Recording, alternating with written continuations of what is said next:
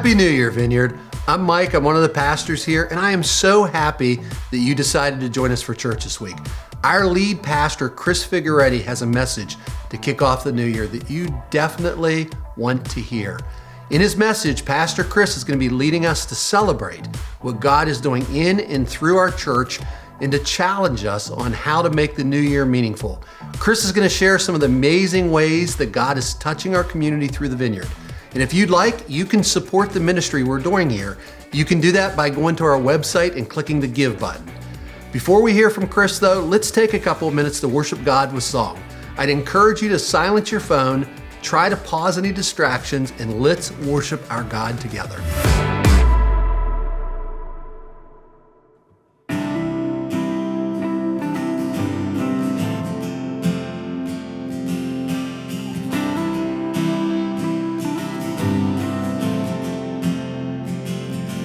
When darkness tries to roll over my bones, when sorrow comes to steal the joy I own, when brokenness and pain is all I know, oh, I won't be shaken, no, I won't be shaken, 'cause my fear doesn't stand a chance when I stand in your love. My fear doesn't stand a chance when I stand in your love. My fear doesn't stand a chance when I stand in your love.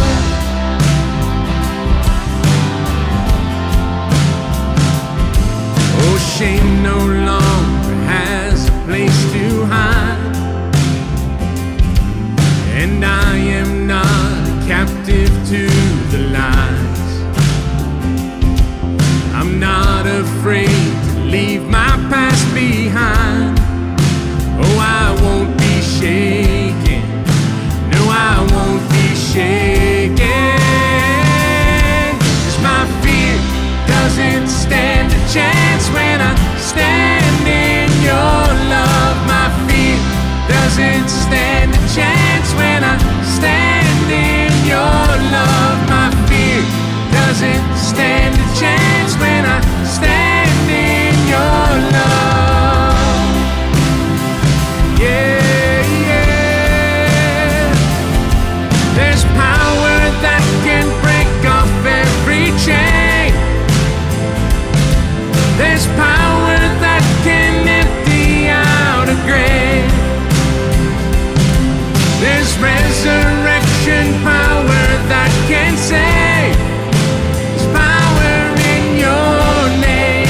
There's power in your name. Come on. There's power that can break off every chain. Yeah. There's power that can empty out a grave. There's resurrection power that can save. There's power in your name. Power in your name. 'Cause my fear doesn't stand a chance when I stand in your love. My fear doesn't stand a chance when I stand in your love. My fear doesn't stand a chance when I stand in your love. Yeah, yeah. Oh, my fear doesn't stand a chance when I stand in your love. My fear doesn't stand a chance when I stand in your love. My fear doesn't stand a chance when I stand in your love. Whoa, standing in your love. Yeah, yeah, standing on the rock. Oh, I'm standing in your love.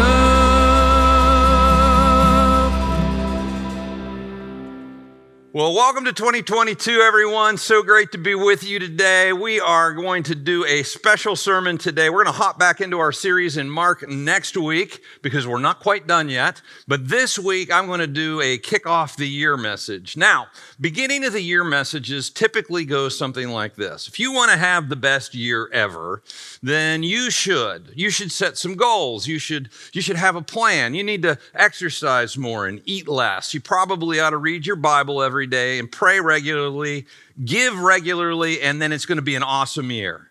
If you only had some goals, you get to where you're going. Now, I'm all about goals, so please don't hear me saying I'm not. And I'm all about plans, but this is not that sermon, okay? This sermon this week, I want to do something a little bit different for the beginning of the year. I want to share some vision for where we're going, which I usually do at the beginning of the year. And I want to bring you into the loop on some things that are coming and invite you and actually call you into the action. Now, I firmly believe that this year, the best is yet to come. And I think in general, in life, that optimistic attitude and view of life that the best is yet to come is the way to go. In fact, it's one of our staff team core values, the best is yet to come. We've been saying that for, 10 years around here. We've printed on t-shirts and mugs and everything else. But let me put a caveat to that. I believe that the best is yet to come if you get in the game. If you surrender your plan to Jesus and you're flexible enough to roll with what he is up to. Now, here's what I can't promise you about 2022. I can't promise you that it's going to be a problem-free year.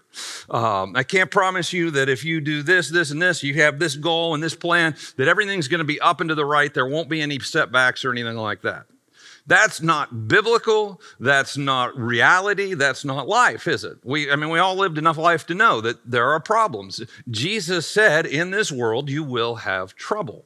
Now, he wasn't saying life is going to be a drag and everything's going to go wrong. What he was doing is he was acknowledging the fact that in this life, there will be trouble. And just because you're following him doesn't mean that everything's going to go great for you. That's just not biblical. He also said that people will hate you because they hate him. And so there are some people that are just not going to like you very much because you're one of his followers. That's just kind of life. Life has its ups and downs.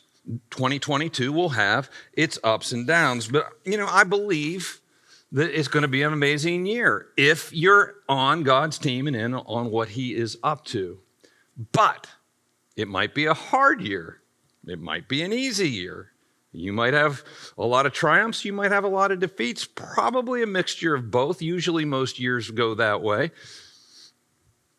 As a church, we may gain more ground than we think we're going to, and we may take less ground than we think we're going to. I've lived long enough to know that life is not always easy, but sometimes it is.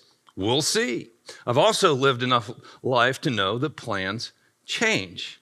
The Bible, this is incredibly biblical. It's God's word to us that our plans do change. In Proverbs 16:9, the writer of Proverbs said this. He said, "We can make our plans, but the Lord determines our steps." In other words, we can make our plans, we can have our goals, we can say, this is my ideal future, we can visualize the ideal future, but ultimately God is going to determine what's going to unfold. He'll mess with your plans. He messes with our plans. That's what he does. And sometimes he fulfills our plans, and sometimes he takes us on a detour towards fulfilling our plans, and sometimes he has a different plan altogether.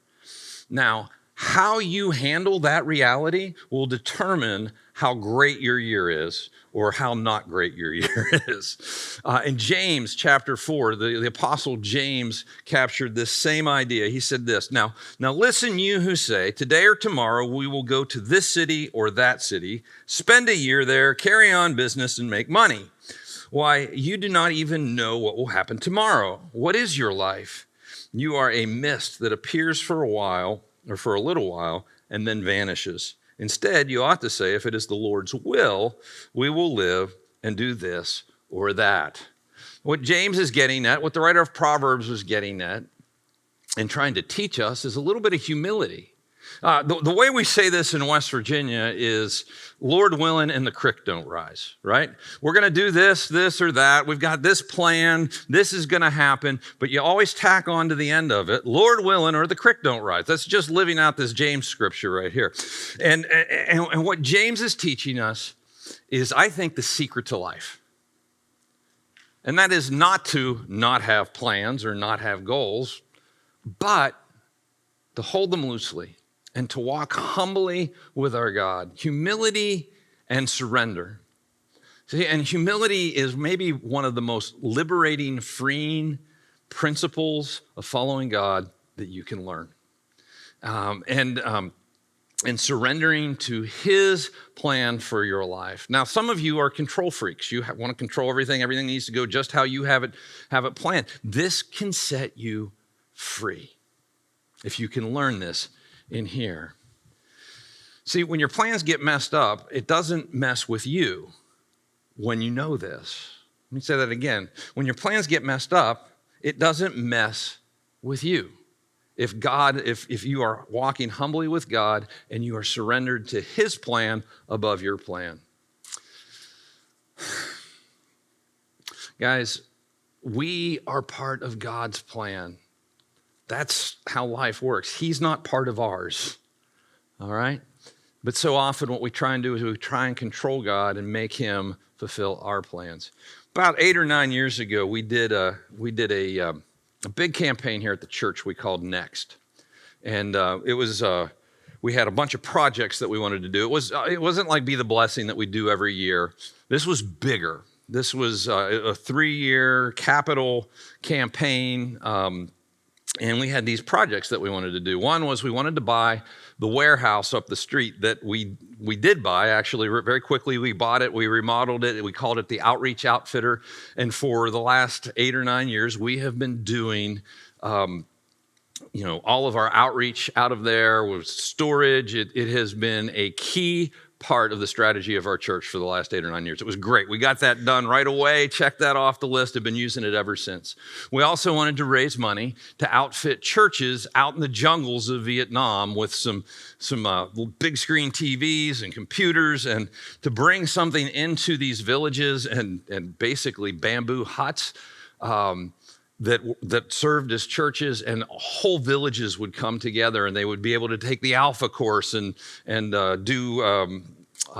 have video venues, and it was crazy. It was awesome, and we did that right away. But the biggest part of the Next initiative was we wanted to raise money to plant campuses within about a half hour, 20 to 30 minute circle around Wheeling.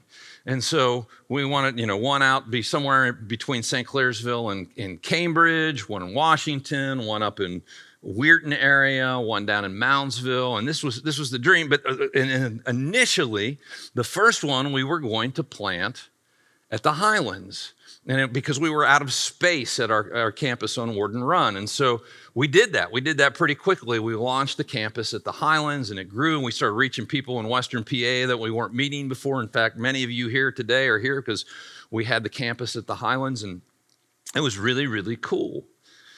And before we had a chance to launch the other campuses, God messed with our plans. Now, our goals haven't changed. Our goal is to reach our community and our region, to plant churches, and we fully intend on doing that. But the path of getting there, we make our plans, God guides our steps.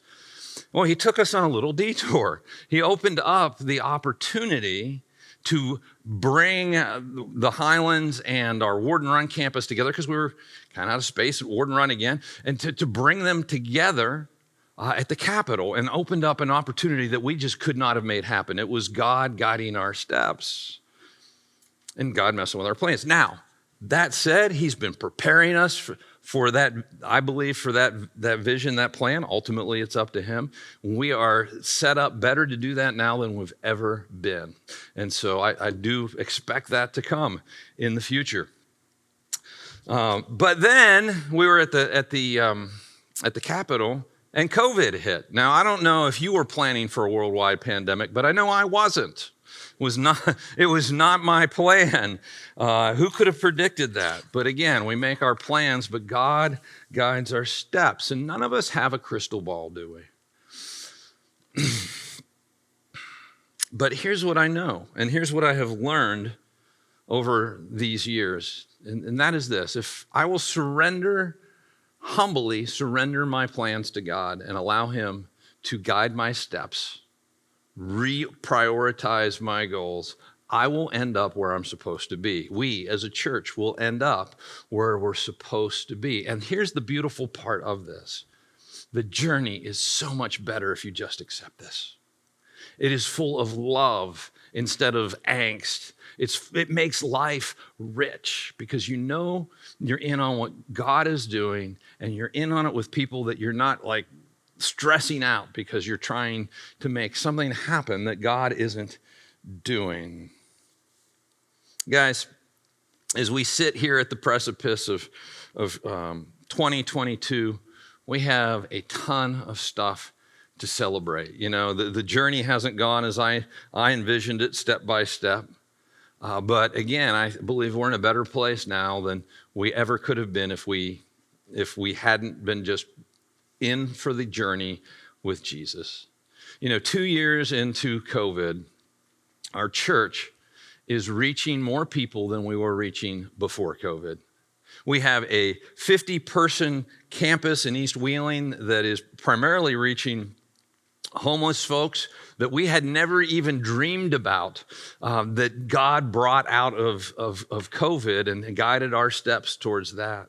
Our online attendance is somewhere between 6 and 8 times what it was before COVID. We've got hundreds and hundreds of people attending church online every weekend. Our in-person attendance is growing, and guys, we couldn't have planned that. We are reaching more people. We are having greater impact now than we did before COVID, and that is not the case for most churches. But we stayed flexible, and we stayed committed to following God, and we stayed engaged, asking the questions. And again, we made plans along the way. We looked at what potentially could come and made our best guesses, prayerfully, but made our best guesses, and then trusted God to guide our steps and didn't get stressed out about it. And here we find ourselves. You know, a lot of people are asking, what does 2022 look like for the Vineyard? What are we going to do? Where are we going to go? What's going to happen? And so I just want to address some of those things because I think it's going to be an exciting year, God willing, and the creek don't rise. I think some amazing things are going to happen this year. One of the questions is, are we going to go back to the Capitol Theater? And the answer is probably. We're planning on it.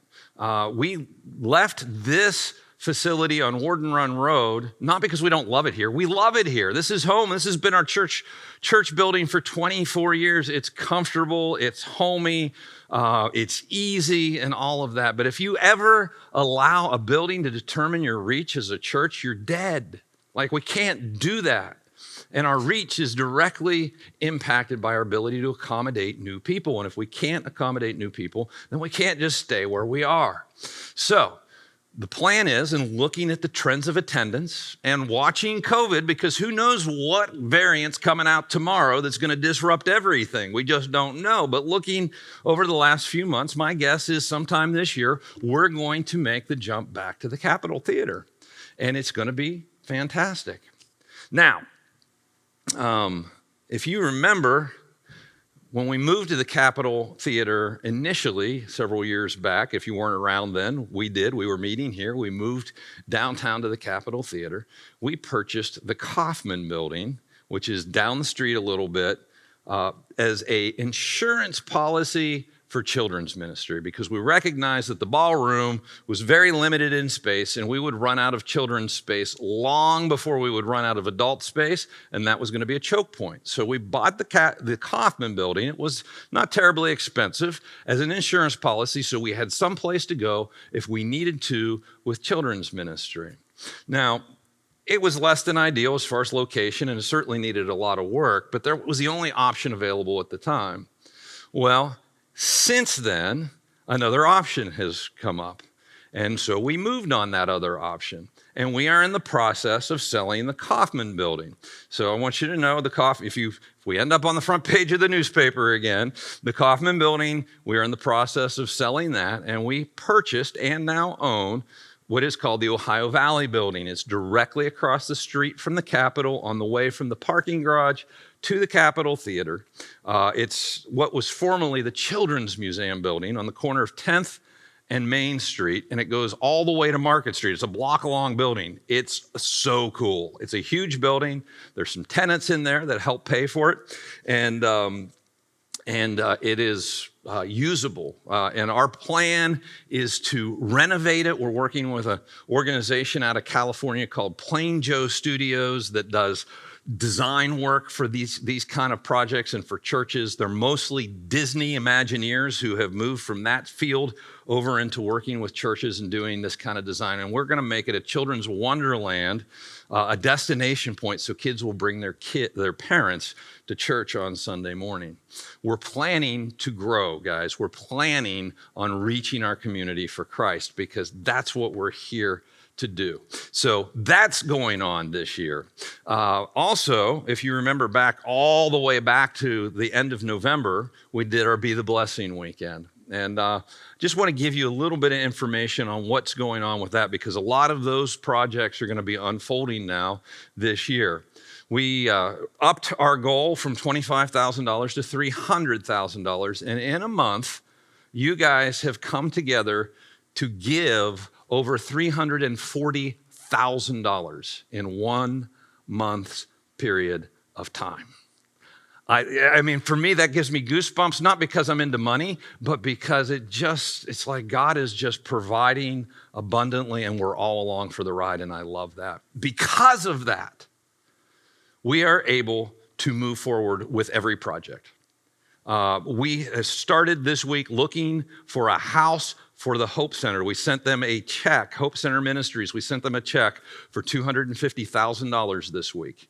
That is going. They have a director all picked out, a guy they've been working with for 10 years because they're going to make this a regional hub for Hope Centers. And we'll be up and running with a residential faith-based rehabilitation program for men within 5 to 8 months. So September at the latest, I'm being told, God willing, and the creek don't rise, right? And I love this model. I love this ministry. It's not our ministry. It's a Hope Center. It's not a Vineyard Rehab Center. It's a Hope Center ministry. We just seeded the money to be able to do this kind of ministry in our community. They're going to hire the people. They're going to do the work. They're doing all of that. But the folks who are involved mostly will be from our community in our area. They'll be a part of our church. Their families will be a part of our church. We offer the pastoral support and the community that people need to stay sober and clean in the long run. It's going to be amazing. I love it. I love it. I love it. We also are able to and have actually started with the leadership of Feed My Sheep Ministries, feeding street children in Costa Rica. We have, I shared at our Be the Blessing weekend that there's a ministry in Costa Rica that's been feeding street children for the last 15 years. And the leadership was moving on, and they asked us if our church would be willing to take on the leadership of the ministry. And through a whole series of trips and prayer and everything else, we decided that was what we were supposed to do. Well, I shared that on our Be the Blessing weekend in November. I got a call the next day from somebody in the church who said, tell me more about that. So I did. I told them about the kids and the people who are working it down there and the church that we're partnering with. And he said, well, I want to write the check for that. And so that was like day one of Be the Blessing. I'm like, all right, Feed My Sheep's taken care of. We're good to go. It was awesome. It's that kind of stuff that was going on around this whole this whole initiative this year. Now, in just a couple of weeks, I'm going down to Costa Rica to sign paperwork and switch bank accounts and take care of the legalities of all of that. In the future, later on this year, we're going, or God willing, in the creek don't rise, we're going to do a child sponsorship program so you can connect with one kid and help make sure that they got the food that they need. And we're even talking with our youth department and planning a mission trip down there for high school and college students over the summer to do a VBS style, a week-long camp for the kids at the church that we're working with. So it's exciting stuff coming with Feed My Sheep.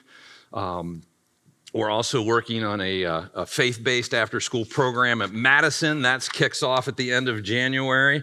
They have an after-school program, kind of a government after-school program every day of the week but Fridays. And so we can go in on Fridays, rent the space, teach the kids about Jesus, and just give them a great experience with lots of volunteers who will love them well. That's getting ready to kick off because of that. Our basketball camp is going to be happening in February again at the House of the Carpenter with the same kids. It's kind of a basketball clinic. We've got some great coaches who are leading that, and that is just a phenomenal program. So that's going to be kicking off here in January. We got mentoring kicking off soon at Madison, and with new classroom mentoring as well as one-on-one mentoring. And then there's the program that we didn't have on the radar. I mean, we had been talking about it, but we didn't have it finalized for Be the Blessing. So I didn't share it for Be the Blessing. It's called WinShape. WinShape is a program that the owners of Chick-fil-A, the Cathy family, so Truett Cathy started Chick-fil-A, and his kids did different projects with all this money that Chick-fil-A makes. And so they started this thing called WinShape to develop youth and kids to be leaders in the next generation. And they have a camping program down in Georgia and all of that. Well, several years back, they started doing something what they call WinShape day camps. And they hire a bunch of college students, and they travel all over the country, and they set up in communities and do a week-long day camp that will blow your mind. I mean, it's like, you think of day camp, you go to the pool and swim for 6 hours, and your kid comes out as a prune, but you had somebody watch your kid. This is, I mean, there's flags, and it's awesome. It's going to be like these kids have never seen anything like it. Well, they had an opening, and they were willing to come to Wheeling. In fact, they came up after we did our Be the Blessing weekend and met with us, and we talked about the possibilities, and it looked like a really cool thing. And they wanted to do it here, and we wanted to do it with them, and we were talking back and forth about, what would it take. And here's the rub. Here's the rub. The rub is, in Atlanta, a day camp costs between $300 and $350 a week. In Wheeling, West Virginia, a day camp costs $120 a week. Okay, big difference. Their cost is kind of in the middle. It's around $225 a week. But we're like, we're going to have to figure out how we're going to raise some scholarship money to make that work in our economy and what's going on here. It would be a real deal in Atlanta. Here, it's a bit of a stretch. So I did some quick napkin math and figured out we're going to need to raise about $25,000 to make this work. And I was like, I don't know. We just did Be the Blessing. I can't go back and say, oh yeah, but there's one more thing. We need another. I didn't want to do that. And so the next day, I'm having a conversation with somebody, and they're like, what happened with Be the Blessing? Are we close? And I said, hey, we've actually hit our goal. It's amazing. Just they're blown away. We hit our goal. And they said, well, I didn't get to write my check yet.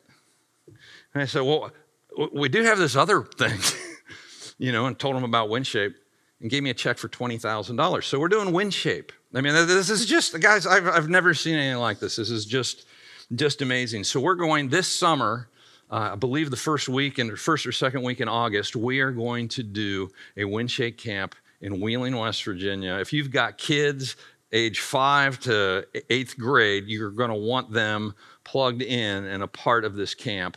And we're going to impact the lives of hundreds of kids. It's going to be a phenomenal outreach for the church. And I think a real difference maker in the lives of the kids we get to impact through doing that. So very, Very excited about that. I don't know about you, but I love being part of a church that is doing stuff. I love being a part of the church that's having an impact, that's not afraid to get out there and risk a little bit. A forward-thinking, big dreaming, big doing, risk-taking, God-fearing, people-loving, gospel-proclaiming church. I love it. I hope you like it too. I hope you love it, and I hope that you will continue to be a part of this church. And as we sit here at the beginning of 2022, I want to invite you into the action. There's many of us who have been content to kind of sit on the sidelines, come on Sunday morning, hear a sermon, kind of, worship God, and those are all good things. But there's no such thing, as I read the Bible, there's no such thing as a Christian that just kind of sits on the sidelines. Following Jesus requires full engagement. And I want to invite you to do that right now. I want to invite you to bring your plans and your goals, your dreams, hold them loosely, and see where God takes you this year. Regardless of whether it's an easy year or a hard year, it'll be a rich year. I can promise you that. And I'm not going to ask you to give more money. Like you guys have been outrageously generous. I mean, I will always challenge us as Jesus followers to live open-handed, generous lives, because that's what he's called us to, and there's life in that, to be generous, both spontaneously and intentionally, but that's not what this message is about. There's two things that I want to call us to this year, at the beginning of this year. And I believe that these two things will make a difference in your life this year, and they will make your life make a difference this year. And the first thing that I want to call you to and challenge you to prioritize in your life is community and connection with other people. Our leader, that would be Jesus, he had a group of 12 guys that he hung out with. It was his community. And in that group, he had 3 that he was especially close to. And when he was really, really under it or had something special to share, he would share it with those 3. But those were his people. Those were his support. And if the God of the universe needs that, how much more so do we? We have one of our core values as a church is all people need people. And the way we facilitate that in a practical way is through life groups. We've learned over the years that if you start as a life group, you start as a Bible study, and you stay engaged, you'll end up as friends. And you kind of need both. We've learned that if you will take what you're hearing on Sunday morning, and if we can give you some notes that kind of supplement that, and you can use that in your quiet time throughout the week, and then you can get together with a group of people and talk about it and share what it means to you and how you apply that to your life, that all of a sudden it goes from information that we hear up here on Sunday morning to actually transforming our lives. And over time, what you'll find is that you'll have friends, not just any friends, because we live in the Ohio Valley. Like most of us have lived here our whole lives, and we know people, we have connections with people, but do you have a connection with people who are on the same spiritual journey that you're on? Because that's important if you want to grow and change spiritually. Over COVID, I was not in a life group. I mean, I work at a church, and so the staff team, we're kind of a life group. I mean, we do life together. We pray for each other. I mean, it's one of the perks of being a pastor, I guess. And it's really sweet. But I was not in a formal life group. We were doing church at home because we were doing that instead of life groups. So when life groups started up again in the fall, I started a group with a group of guys one morning a week. And I can't tell you how much it has meant to me and how much I didn't even know what was missing until I re-engaged.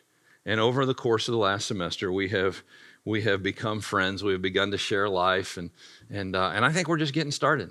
And it makes life rich. And regardless of whether we're struggling and dealing with hard things or things are going well, I know there's this group of people, and there's this place where we share life together, where we continue to grow, and life is good even if life isn't good. Now, our life groups start at the end of this month. The catalog comes out next week, and I want to encourage you when it does to pick one up. Find a group that fits your schedule and station of life and get involved. So the first thing I want to challenge you to is connection. Second thing I want to challenge us all to is service. There's no such thing in the Bible as a non-serving Christian. We live in a consumer culture where we're very content to sit and be served, but the whole idea of being a follower of Jesus is being a servant of others. And I want to call you to engage in that. I think COVID has jacked this up across our culture because people are afraid to make plans. They are afraid to make a commitment because you never know what's going to get blown up or what's going to happen. And we've become more kind of introverted and we're content sitting at home. We don't want to make a commitment that would require us to be somewhere. Guys, as followers of Jesus, we've got to get past that.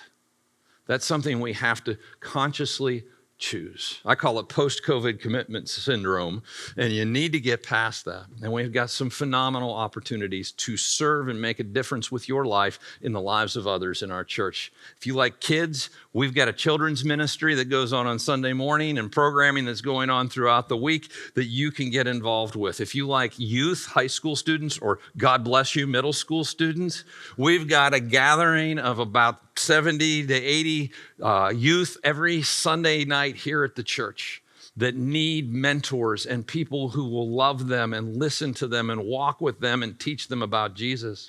If you like college students, we got a group of, 70 or so college students who show up on Wednesday night and need mentors and people to walk and do life. They have questions and they're wide open and they're not as scary as youth. So I'm just saying.